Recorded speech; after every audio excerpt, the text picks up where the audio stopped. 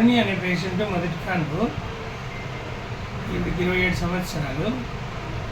ఈ నెల 19వ తారీఖు డెలివరీ డేట్ ఇచ్చినాను.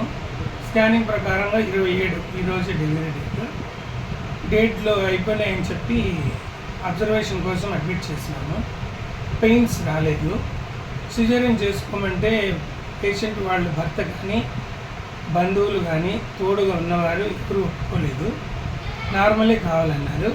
నార్మల్ కావాలంటే పెయిన్స్ వచ్చే వరకు వేచి ఉండాలని చెప్పాను. రాత్రి 1:30కి అలా పెయిన్స్ మొదలైంది.